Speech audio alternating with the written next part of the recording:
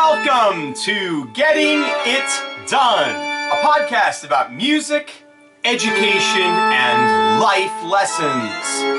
I'm your host, Tim Rausenberger, and today is Thursday, February 28th, 2019. This is episode 253, 10 Qualities of Great Music Teachers. I'll tell you, nothing gets me going like a little bit of Bach. Of course, that's the great toccata and fugue in D minor, played on the organ, and it just doesn't get any better than Johann Sebastian Bach. Welcome to our podcast. This is such an exciting day for me. I cannot wait for our live episode 254, which is going to be coming on shortly after this pre-recorded episode, in which we're going to be awarding a free Amazon gift card. We're going to be giving away other prizes. I'm going to be featuring the music of Chris Bernatas and Roger Emerson on that live podcast, and we're also going to be taking your questions in a chat box that's going to be, I believe, right over there, and you'll be able to chime in and give your thoughts on music, education, whatever it is that you would like to discuss. And I cannot wait. But you know what? We can't get into that right now. We've got an episode we have to take care of right here and now. So while I am pointing in that direction, you know where I'm pointing to. You've got to do that thing. You've got to subscribe. You've got to share this. You've got to like this. And I'm so thrilled to see all the likes. I'm so thrilled to see and to feel all of the love from all of you. Because I've had current students, former students, colleagues, friends, family, total strangers who've reached out to me over the past week. After episodes 251, 252, we had over 500 views. We had nearly 100 subscribers. Hopefully it's more by the time that this episode is airing right now. And that, to me, is really, really exciting. It means that people are interested in this, and this is something that we all want to do. The more support I get, the more episodes you're going to get, and the better we all get. So what's 253 all about? Well, 253 is an episode that I've been wanting to do for quite some time. 10 Qualities of Great Music Teachers. Now, I have attended, over the past 25-ish years, hundreds of sessions having to do with music education.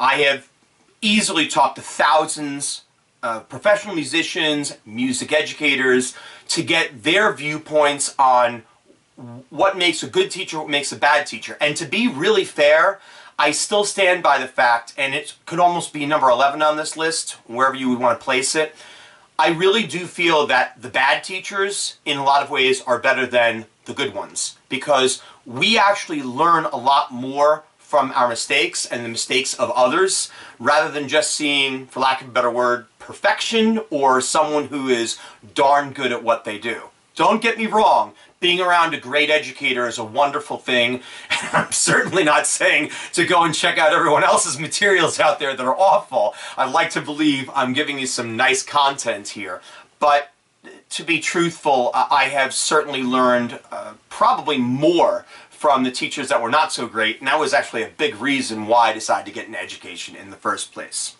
When I was preparing for this episode, I read over 50 articles online. Now, I didn't need to read them all in detail from start to finish, because it was pretty apparent early on, by reading the first paragraph and by looking at a few of the bullets, that some of these articles were completely and totally off the mark.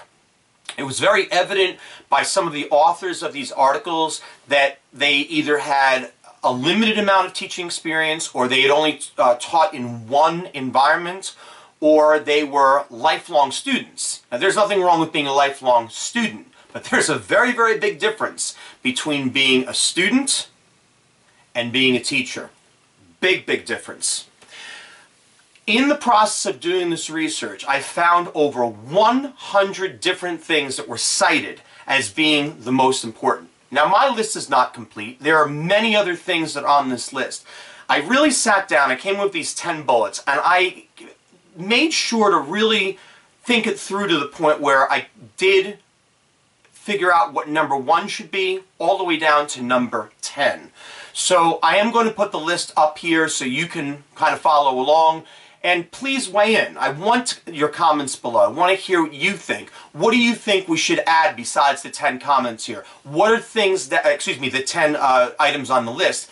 What are things that do you feel are very, very important?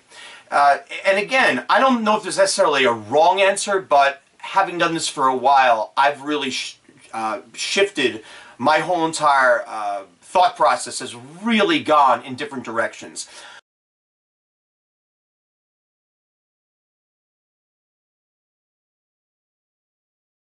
Number one, have a strong commitment to fundamentals. What are fundamentals? Blah, I'll be okay. I think it must be that gap, by the way. If you've been wondering what is that, I have to just address that real quickly. What is that gap in my tooth? What is that doing there? It's a combination of making sure to take care of your teeth and the hereditary thing, the whole gene pool, and not having the greatest teeth in the world. So if you've been wondering throughout the last episode, hey, what's that guy doing over there with the tooth? That's what that's all about. So eventually that will be filled in, but not right now. At any rate, let's get back to the episode. Have a strong commitment to fundamentals. What does that mean exactly? It means that you got to know your stuff. There's no other way to possibly put it. There are too many teachers out there. There are too many musicians. There are too many people in professional careers calling themselves professionals, but they don't know their stuff.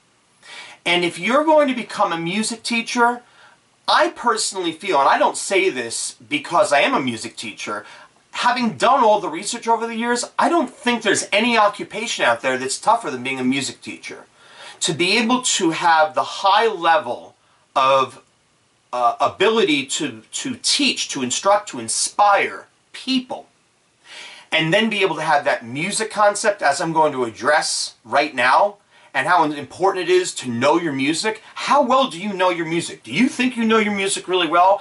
I know that I was in college, and I think a lot of you probably are aware of this book, and I'm going to make sure that I plug this book at some point in the episode, either at the end or down towards the bottom. But this, of course, is the Anthology for Musical Analysis, by Charles Burkhart. Now, this particular book, I guess this edition, it's about 600 pages. I've analyzed all those scores, every single one of them, from start to finish. Did I do all of them for the 4 years that I was in college? Heck no. I wound up studying them after I graduated because I needed to be as prepared as possible. No, I wanted to be as prepared as possible because I never knew if a student was going to ask me a question, and I wanted to make sure to have the answers. I needed to know what sonata form was. I needed to understand what an ostinato was. I had to understand what a 5/7 chord in a certain inversion was. And if you're hearing those terms right now and you are planning on entering the field of music and you don't know what I just said, you have a lot of work to do. Now, in addition to the anthology, there are a lot of other books that you can read. What I found was after I started studying this anthology during my freshman and sophomore years of college, I started to develop a CD collection. CD, which a lot of my students don't even know what a CD is, it means compact disc. Now, I have a lot of compact discs around my house. I have actually over 8,000 of them. Nowadays, you don't need to have that type of collection because we have other ways of being able to stream our music, find the tunes that we want at any given time. But back in the dark ages, when I was in college and I wanted my music, I went out and bought CDs.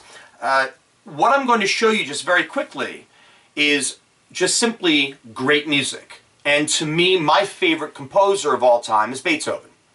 Now, there are a lot of pieces of Beethoven that are very, very common. Da-da-da-da-da-da-da-dum, da-da-da-dum. I don't want to have the copyright issue. That's why I'm singing that song right now.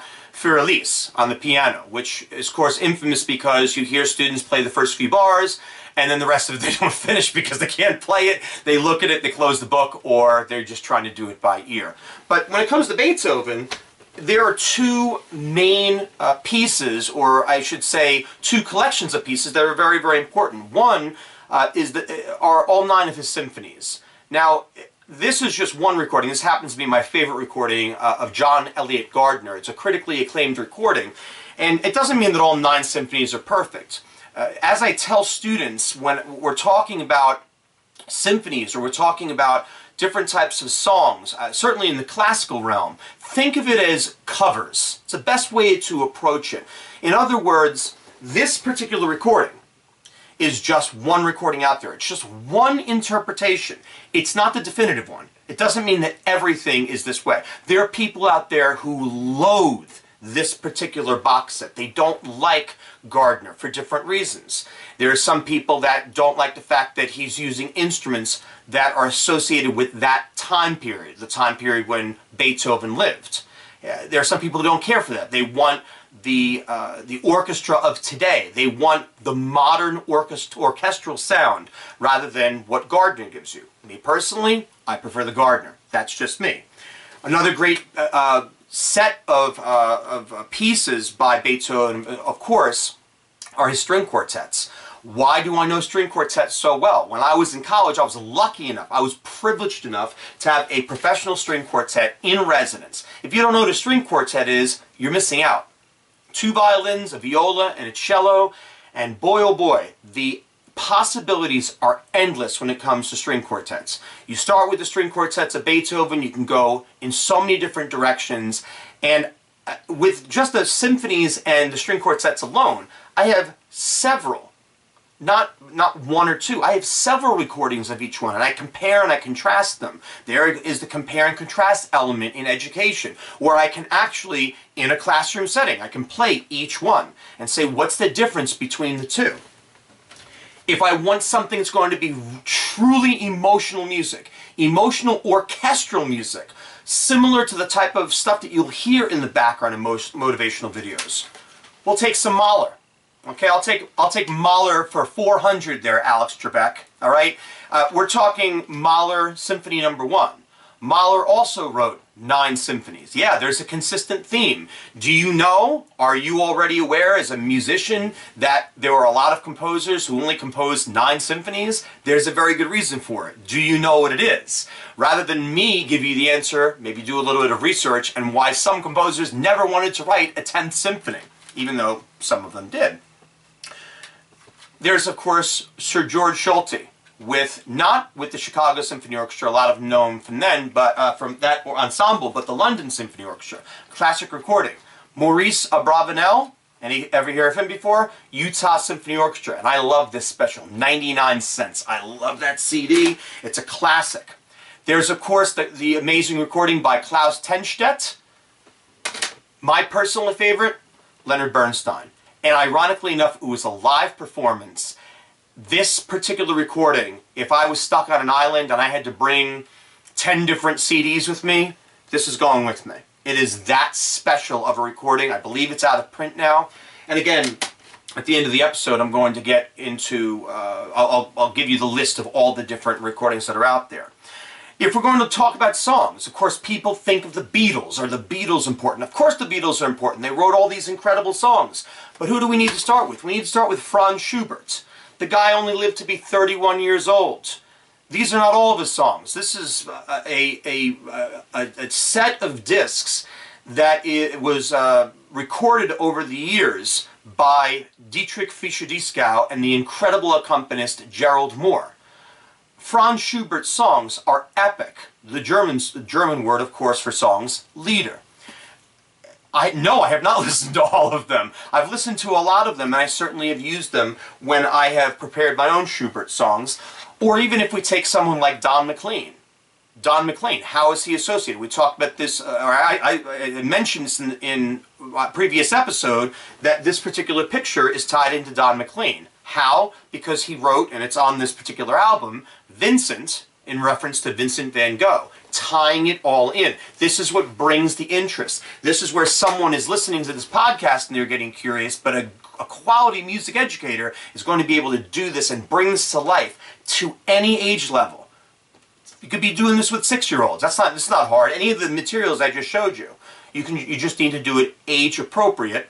and depending on the attention span of your class. You have to know your students well enough. If I'm going to do things that are visual, I'm not an opera fan, but I'd be a complete fool to not talk about Carmen by Georges Bizet. You have to talk about Carmen. It's everything that you could possibly want in an opera is in this particular piece. And yes, to my Hispanic population, all the Latinos and Latinas out there who are into Spanish-infused music, this is what you're looking for. This is as great an opera that you're ever going to find in Carmen. If we want other visual things that are going on in the world today, how about the Blue Man Group? This happens to be a CD of the Blue Man Group, but the Blue Man Group, they're all over the country. And if you haven't seen them, you're missing out because they're way more than music. They bring music and they bring entertainment and comedy. They put the whole package together. It's age appropriate. It's a wonderful thing to check out. And if you haven't seen the Blue Man Group, I encourage you to do so.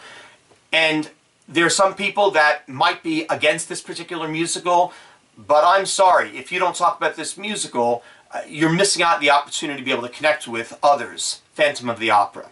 It's not my favorite musical. There are others that I prefer over this musical, but this one's important. It resonates with people. They can identify with the story and how it has to do with love and it has to do with life and being able to have two sides to the mask. This is a great way to connect. You don't have to love Andrew Lloyd Webber, but you have to be able to appreciate that this is a musical that is beloved by so many different people. And finally, movie music. Now, there are so many different ways, of course, I can go with this.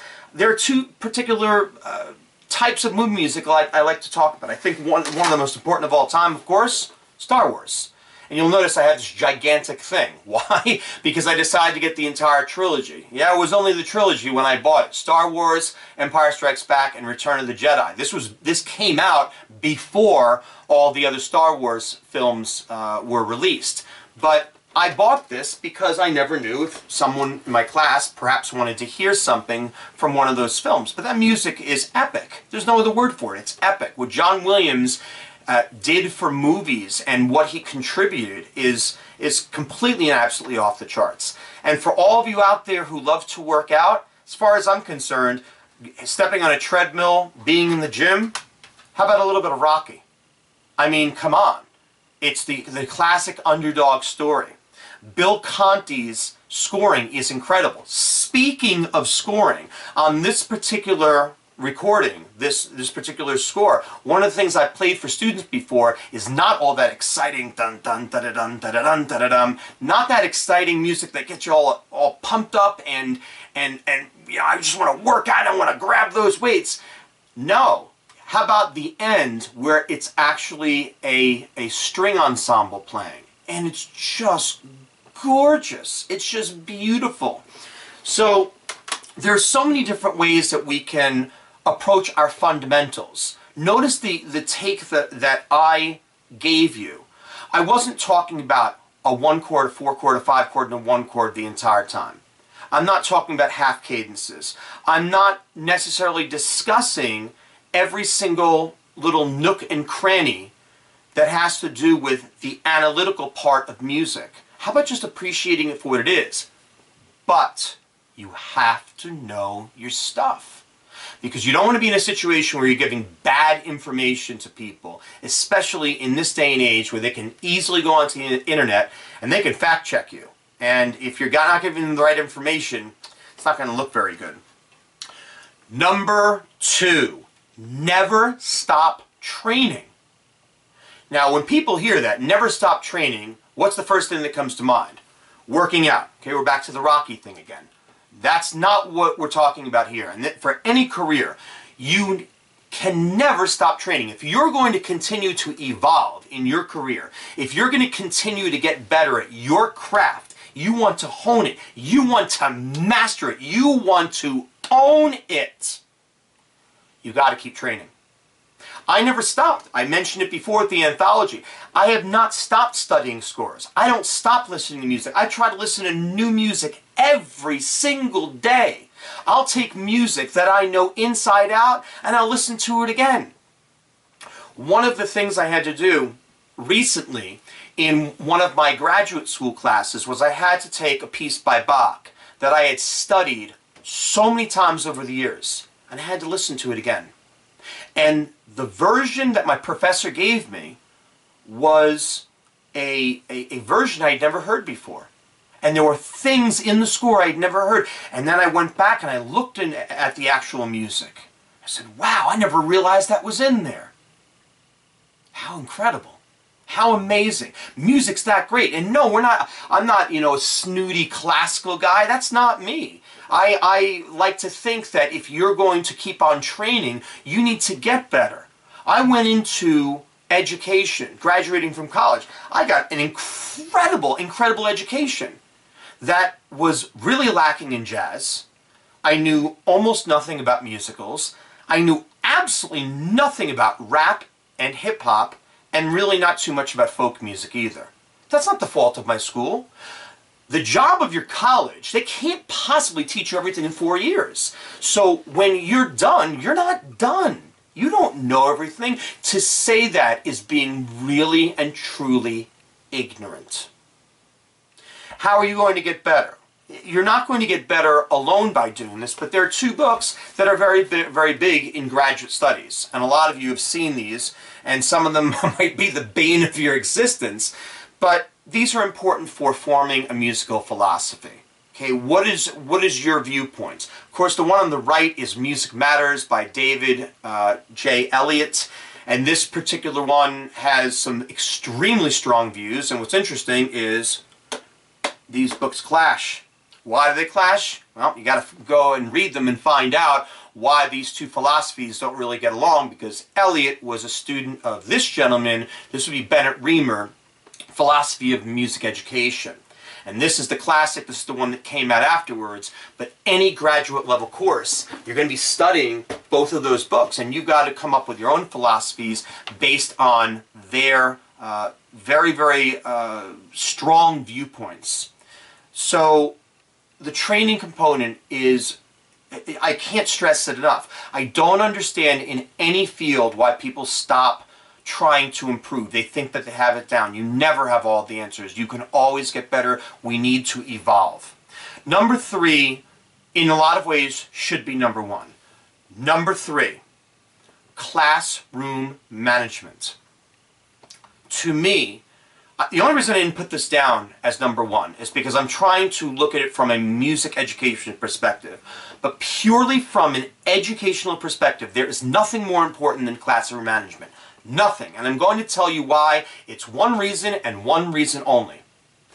When a potential employer is interviewing their candidates, he or she must feel comfortable hiring the person across from them and feeling in their gut, in their heart, that the person across from them is not just talking a good game, but is going to be able to get in front of a classroom of whatever age level and be able to command the classroom.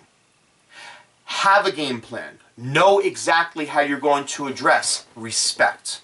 Know exactly how you're going to be able to handle situations. There's no textbook that can prepare you for this.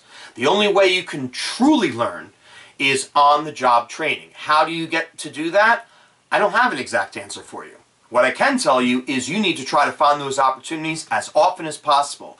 And even if it just means talking in front of a mirror, if it means just trying to teach a younger child or someone who's older, perhaps your parents or an aunt or an uncle, your grandparents, and be able to teach them a lesson.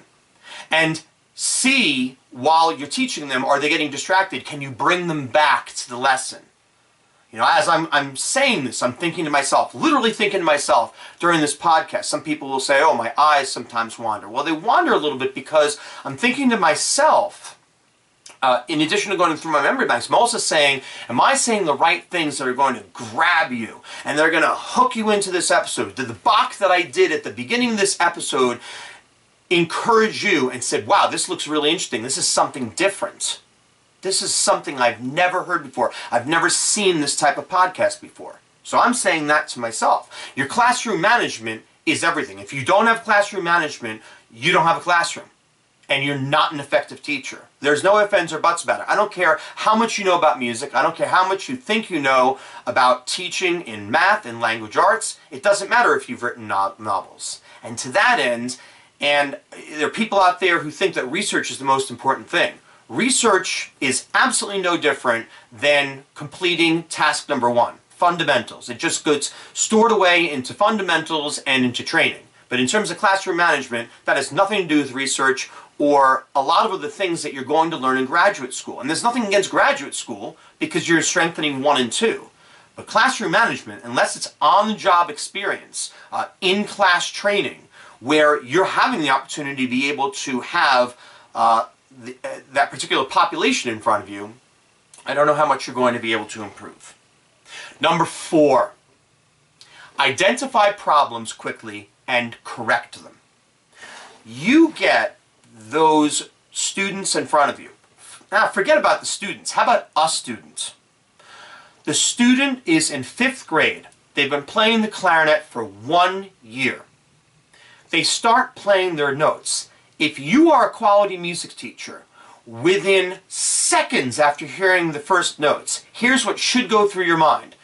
Is the student tonguing properly? Does the student have a proper embouchure?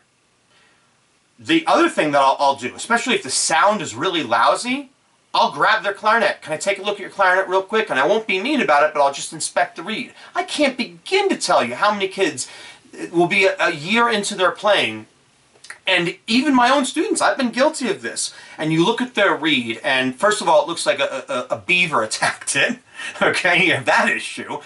And then the other issue you have is the reed being completely lopsided and it's not centered, and you have to go through and you may have to reteach that. And it doesn't mean that you're deficient, but it's a lesson to you as an instructor and for that player to make sure that they know it's really, really important that the reed is not completely sawed off and looks like it just was run over by a bulldozer, and that it is perfectly centered. And you have to be very, very anal about that and ensure that that's the case. Identify problems. What are the problems? That when you're in a rehearsal and you have a band in front of you, if you hear something wrong, you've got to be able to figure out what it is. One of the scariest stories I can share with you of all time was being an assistant director of a marching band. And this was a long time ago, very, very, very early in my career, where the band director was marching, well, I should say was moving along with the marching band, and they were in a parade formation.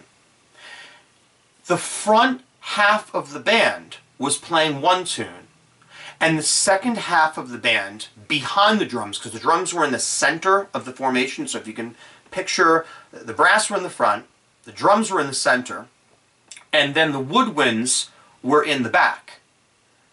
The brass and woodwinds were playing completely different tunes. What had happened was the drum major, of course that's the leader of the band, had put up whatever signal for the tune, and one group was playing one thing, one group was playing another, and it didn't really matter for the drums because either of those two pieces, the beat that the drums were playing, it was the same speed for both, if that makes sense if you're not familiar with music.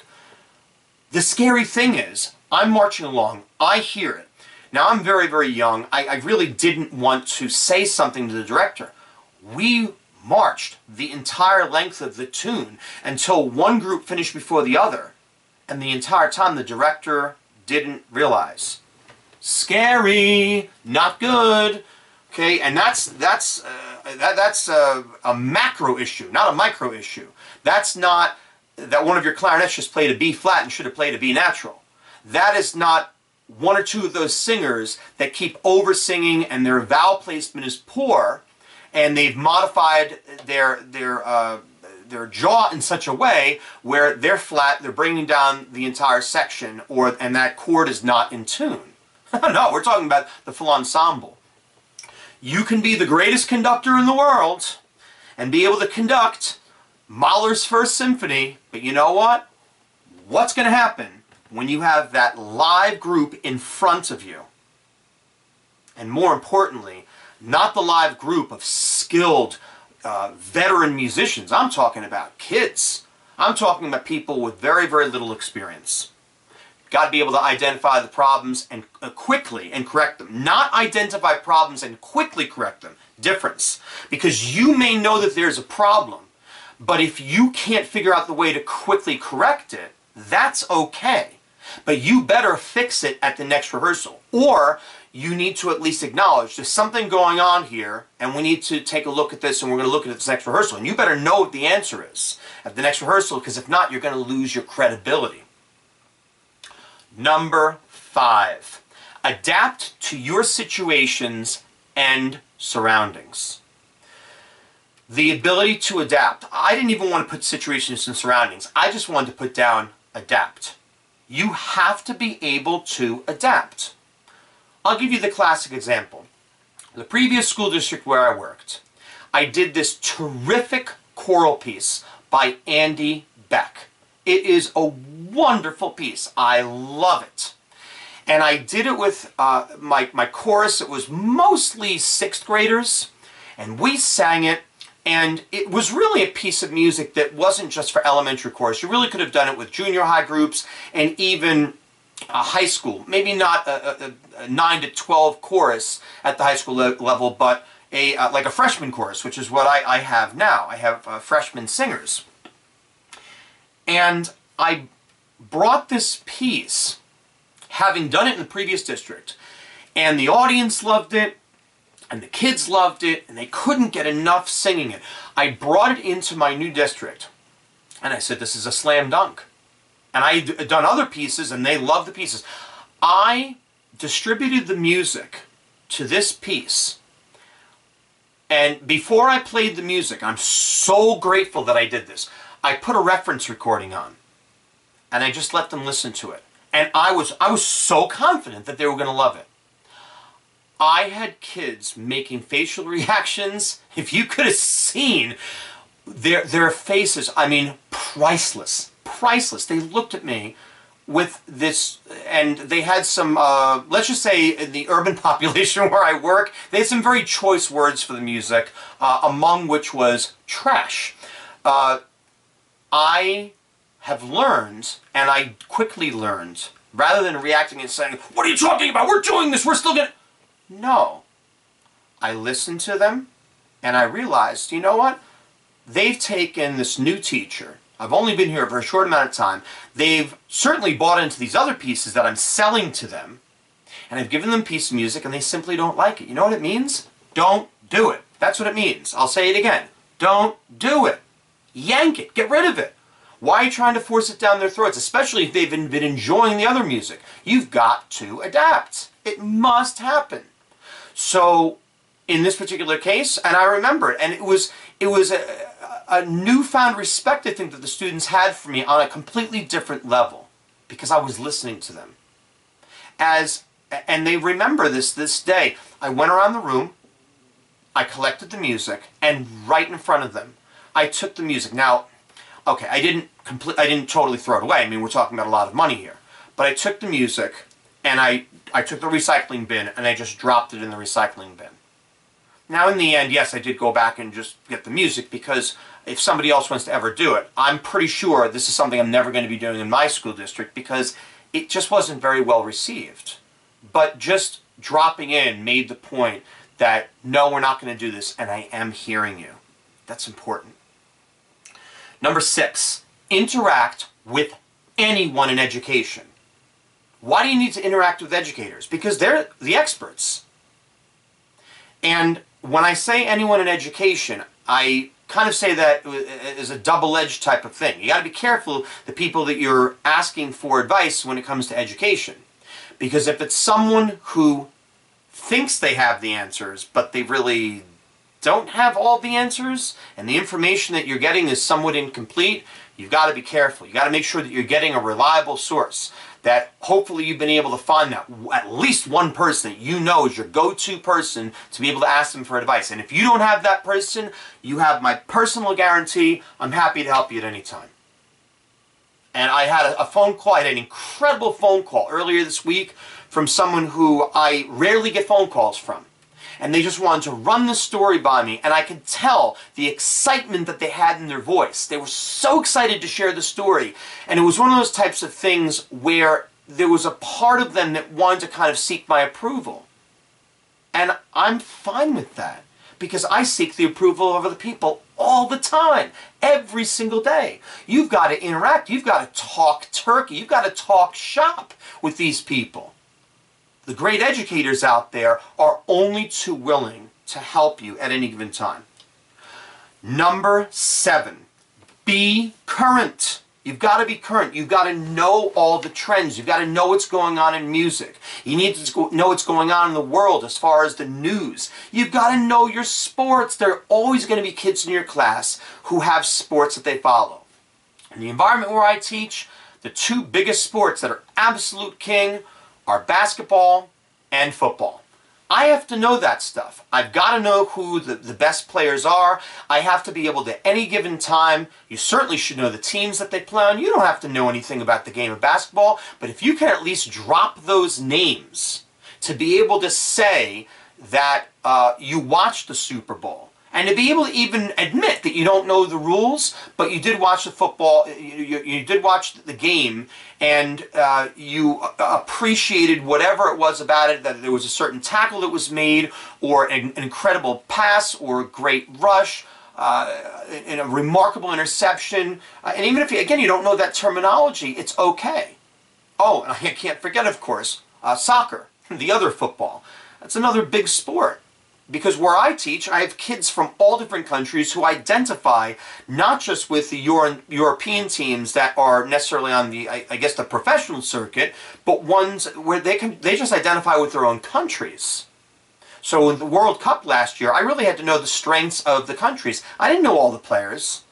Just knowing that is going to add to the ability to be able to connect. As an educator, you've got to be able to connect. And if you don't connect with the person in front of you, how in heaven's name are you going to connect with them in the world of music?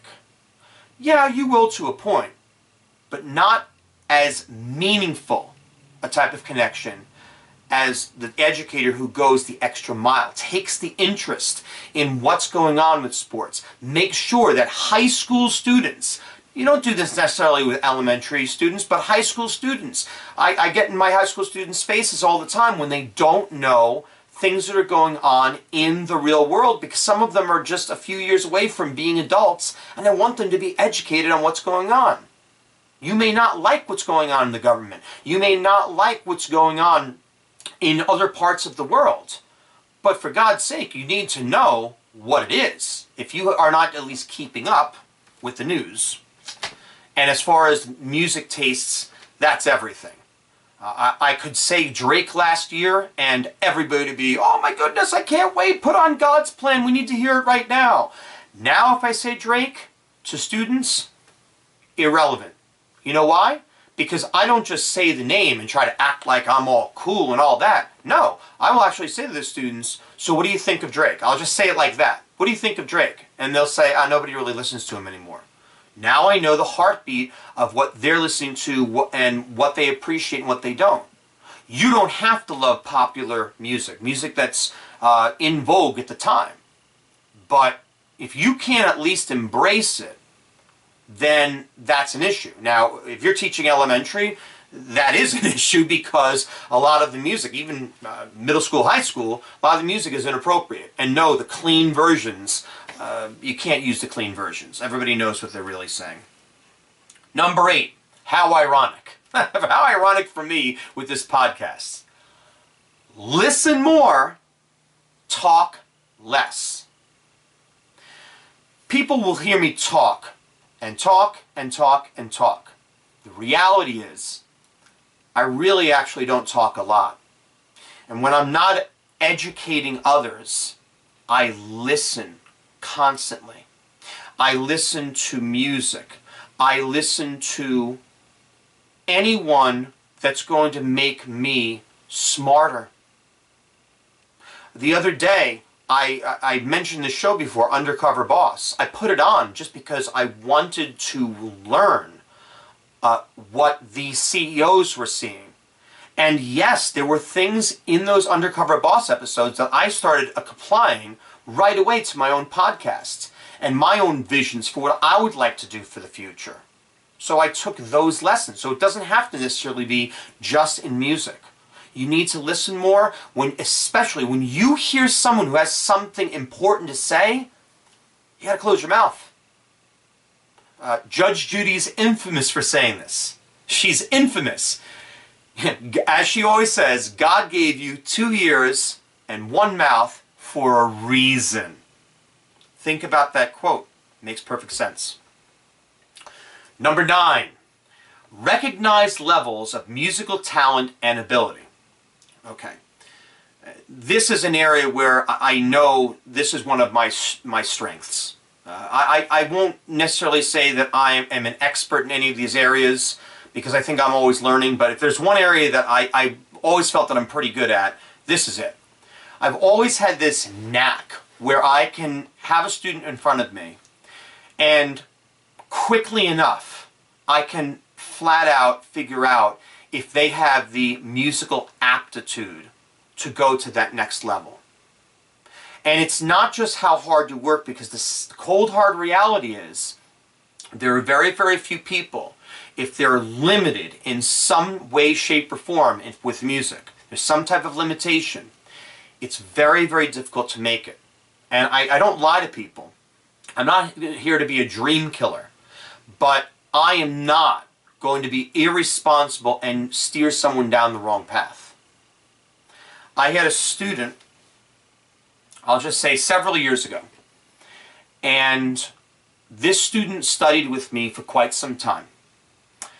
And I made the decision that I needed to pass the student along to another instructor. I felt that my methods, it wasn't that I wasn't getting through, they needed a new voice. And I was mature enough to be able to say to myself and be able to say to the student and the student's family, you know what, I'm not going to continue to take your money here. You need to take this money and invest it in someone else. And in the end, and this is something to learn from, that family never stopped having me as an instructor. I continued to coach the student from time to time for auditions. So it's good when you're honest like that, because the family appreciates when you say it like that, because they're probably going to come back to you in the end. And if they don't come back to you, they may offer your name to someone else as a reference. Just kind of keep that in mind.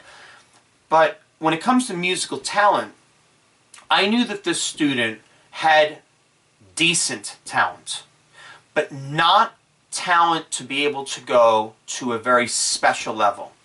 And this was critically important, because the student went on to someone who I had great respect for. And I hate to say it, but I can't recommend that student, this teacher, any longer, only because the teacher felt so strongly for some reason to push this student into a musical career. And as I was pretty sure was going to be the case, they're having a fledgling professional career at the moment. Students in their mid-20s right now, and not really sure what to do. Not really sure what path to take. You know, performs and you know, has taught, but never really had the musical talent to be successful. And it was sickening, because they got accepted into a college that was not a great college, went there for 4 years. The college, I think, kind of steered them in a direction thinking that they were better than they really were, and now they're saddled with debt. It's irresponsible. So I won't do it. I will not do it. But I do always say to my students that I'm happy to give you my evaluation, but you have to be a big boy or a big girl and be able to accept it, and not sit there and be crying tears of sadness because you didn't hear what you wanted to hear. That's something we call life. And you've got to accept that. So musical talent, the great teacher is able to take that talent and mold it and be able to guide the person in the correct direction. And I'll say one more thing about this. When you find someone that has that talent, the one thing that I told my greatest trumpet student of all time, who he is going to be a professional trumpet player. In a market that is saturated with trumpet players, he already is one of the finest trumpet players, I think, in the United States. And I'm not being prejudiced because I've heard him play. He's that great. I'll eventually have him on as a guest, I'm sure, and hopefully he'll do a little bit of playing for you. But when he was only 14 years old, I remember looking at him and I said, you know what? How are you going to become successful? You need to network. You need to get to know people. And he ran with that. He didn't just practice, he took his affable personality and he met as many people as humanly possible. And it's like everyone knows him and they know he's a great guy and he's easy to work with. You know what that does? That elevates you to a level that people want to get to know you better. Number 10. Select challenging literature within reason. Oh, this is a doozy. I can't begin to tell you how many times I have gone to festivals, and I've been to more band festivals than choral festivals. Now, a band festival in this case, I'm not talking about a marching band. I'm talking about a concert band where the band is on stage playing for you. And I'm just going to get a little drink here. I can't tell you how many times I will be sitting back in the audience listening to other bands, or I should say another band playing, and as they're playing, the first thing that enters my mind is, why did the director pick this piece? And the answer is never because the piece is too easy. That's never the answer. Ever. Because quite honestly, it's a heck of a lot better to pick an easy piece of music and make them sound spectacular than take a challenging piece of music because you wanted to challenge them. Or even worse, the educator who is irresponsible in picking a challenging piece of music because he or she wants to hear the piece. There was an educator I knew for a long time, and the person would pick the music that they wanted to do with their ensemble strictly on their musical interests. That is just ridiculous. Why would you do such a thing? It's self-serving. If you need to listen to that type of music, go home and listen to it yourself. Go home and put the recording on, then listen to your heart's content. Why in heaven's name do you have to force it on the students who may not even really enjoy it? And you're probably doing a watered-down version. It might not even be a very good arrangement. And then if you decide to be an arranger yourself, and you're really not that skilled, but you wanted to do it for the sake of hearing that piece, yuck, no good. You need to pick music that's challenging, but needs to be within reason. You have to always think of the weaker players in your group. They're important. Your middle-of-the-road players, the ones with the medium talent level, those are people that could be extremely talented, but they don't practice enough, or the opposite. Not very talented, but they practice a lot, or the ones that are just middle of the road. And then your weaker players. You don't have to worry about the strong players. They're going to be your strong players. You need to build your ensemble around the people that are the middle of the road and the ones who are weak. Because you want the ones who are weaker in the ensemble, without telling them that they're weak, to feel good. No, to feel great about their performance. And to not be completely overwhelmed and just faking it until they make it in the ensemble where they clearly know they have no idea what they're doing whatsoever. So you got to pick that music that's going to be challenging within reason. Today's episode is longer than I anticipated, and frankly, I don't really care. I don't care because I really don't like doing episodes where I feel that I have to have a time constraint. It's the reason why this episode is going to air earlier than expected, because to be perfectly honest, these 10 points are really important. And again, they're not the only ones that are out there. But I don't know how you feel. How am I going to know? Comment, subscribe, share, like. Can you do that for me? I would appreciate it. The world needs to hear from you so we can all become better. I will see you in just a little while, and I cannot wait for episode 254, our live episode on YouTube. Have a wonderful evening. Peace.